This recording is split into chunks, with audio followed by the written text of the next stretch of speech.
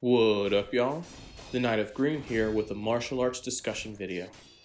In this segment, I will talk about the connections between rhythm, dance, and the dueling mindset using some Sekiro inner boss fights as a backdrop and as an example to explain these connections. Also, totally not using this as a flex for my flawless runs here.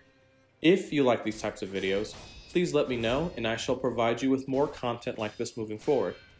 If you are new here, welcome. I use this channel to primarily focus on pointing out the historical martial arts and paleontological artifacts that are present in video games.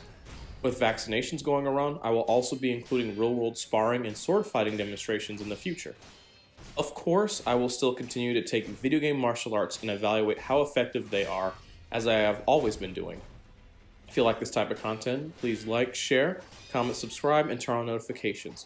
Also, check out my previous works, and you may be surprised in what you will find there.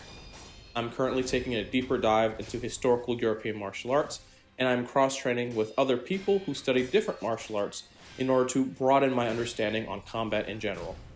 I am also starting my journey into becoming a 2D animator to help make Demon Slice a Demon Souls comedy and martial arts parody. Anyway, let's get on with the video. First, we need to give a condensed explanation on some of the key terms discussed here. The first term we will define is rhythm. Rhythm, while having many contending definitions and subdivisions, will be defined here as the placement of sounds and actions in accordance to time. This leads to the idea of a tempo or a beat where the sounds or actions can fit neatly into a predictable pattern. While normally this is associated with music, rhythm can also be applied to responses that occur within living things when exposed to specific stimuli. This includes things like knee-jerk reactions and background tasks that your body completes, like adjusting breathing and heart rate under different circumstances. This aspect of natural rhythm, understanding it, and knowing how to disrupt it will become very important when explaining the mechanics on how swordplay and dueling arts work. Next, what is dance? Dance, if you will, is the ability to convey emotions, ideals, concepts, etc. through body movements. Usually, this is accompanied by music or a rhythm. When considering paired dancing, both you and your partner need to be aware of each other's rhythm as you both collaborate to be on the same wavelength. This allows you to properly convey the intended information of your movements. Otherwise, without this receptiveness to your partner's behaviors, the whole sequence can look like a jumbled, uncoordinated mess. Dance, on a historical note, has been used by warrior cultures to train coordination, footwork, and pacing in a non-violent social setting. I would recommend if you study dueling martial arts or are interested in studying them, take a look at the contemporary traditional dances of their time. Now, what is a dueling art? A dueling art loosely is defined as a collection of trained body motions, mindsets, and philosophies derived from a larger martial arts system used for self-defense in a one-on-one dueling combat scenario. Additionally, dueling arts have also been described as being dance-like in nature, as both can be described as intentionally conveying concepts through body motions. However, the key distinction between dueling arts and dance is the intent and the results. For dance, largely the message requires you to work alongside others to create a more powerful message. Dueling arts, however, is basically the idea of imposing your own rhythm on your opponent in order to soundly defeat them. This in turn is not just physically dueling, but also taking into consideration the psychology behind your opponents.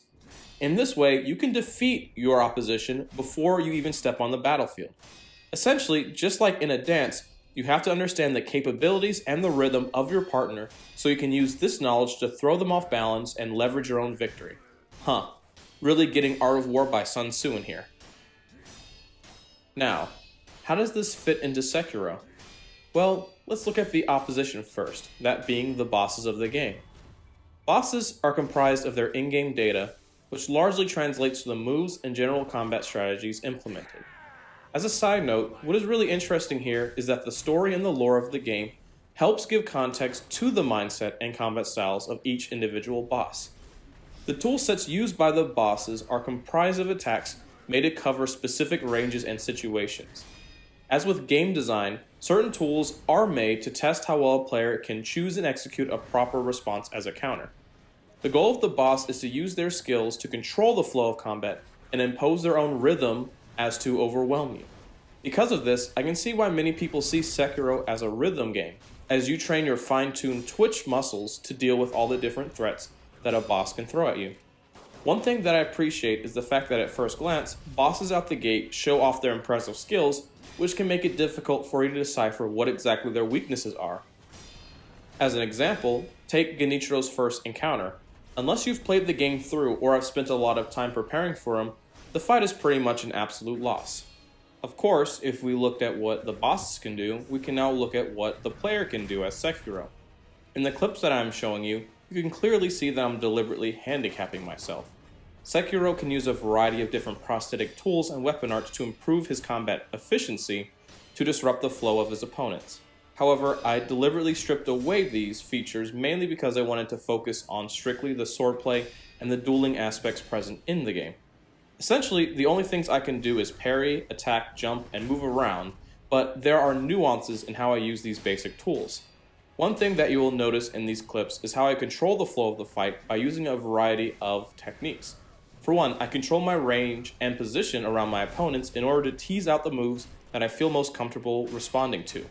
Secondly, I throw in attacks out of tempo as to disrupt the rhythm that the bosses wanted to impose on me, thus pulling them into a state where they are not using moves that I dislike dealing with. Lastly, while it is really hard to see here, I also prepare beforehand with hours of practice. In these practice sessions, I often force myself into unfavorable positions and train my responses on how to react, just in case the boss regains their footing and tries to take control of the rhythm. Pretty much, I'm pretending to be Batman and using his secret ability, known as preparation, to defeat my foes. Honestly, one of the beauties of this game is the fact that you can take a similar mindset on how you approach bosses and then apply them to sparring sessions with real people. However, despite these similarities, there are some differences between a sparring duel and a boss fight in Sekiro.